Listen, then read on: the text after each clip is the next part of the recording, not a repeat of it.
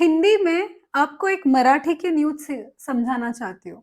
ये मराठी की न्यूज़ की जो हेडलाईन है, ये कह रही है, "कमवा आणि डॉक्टरांना द्या, वैद्यकीय महागाईत मोठी वाढ."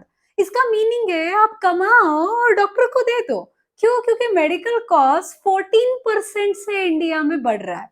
अब ये न्यूज़ आई है 25 नवंबर को, तो क्या ये कॉस्ट अभी बढ़ा है? Answer is no. लास्ट 3-4 सालों में 14% का मेडिकल कॉस्ट इंडिया में है। और ये क्यों है? क्यों? क्योंकि मेडिकल जो इक्विपमेंट्स है वो इनोवेटिव होते जा रहे हैं।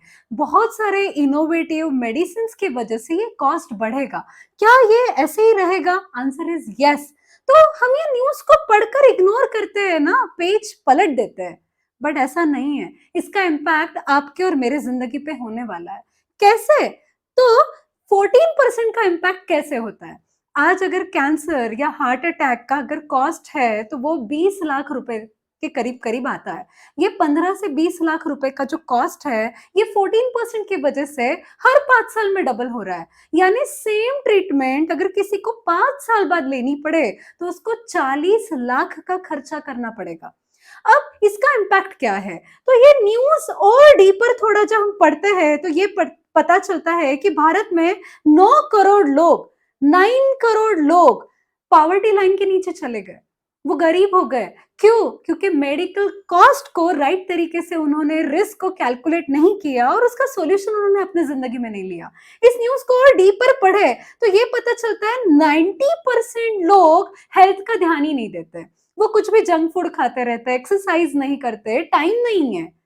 और क्या है, पार्टीज़ में हम ज़्यादा बिलीव करते हैं, बट हम योगा में बिलीव नहीं करते या खुद प्रैक्टिकली उतना ध्यान नहीं देते।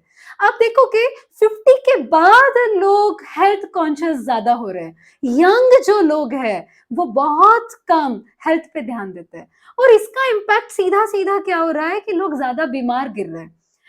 दूसरा 71% लोग मेडिकल का कॉस्ट अगर उनकी ज़िंदगी में आए, तो अपनी जेब से खर्चा कर रहे हैं।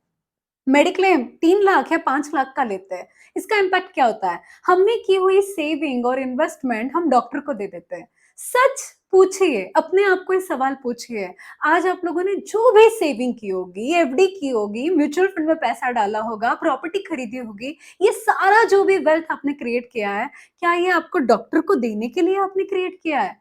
पूरी ज़िंदगी मेहनत कर के पैसा कमाओ और एज होने के बाद ये पूरा पैसा डॉक्टर को दे दो। अरे भाई ठीक है, आप इस चैनल को भी चेंज कर दो, इस न्यूज़ को भी चेंज कर दो, पर इससे आपके और मेरे ज़िंदगी में होने वाले इम्पैक्ट को आप चेंज नहीं कर सकते।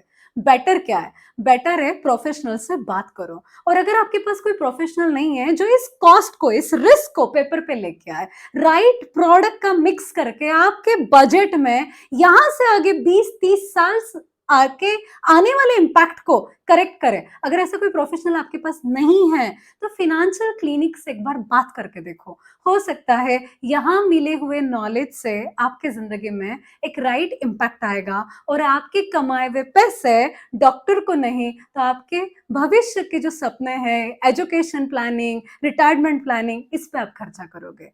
तो सोचो मत, फाइनेंशियल क्लिनिक से बात करो या चेंज कर दो।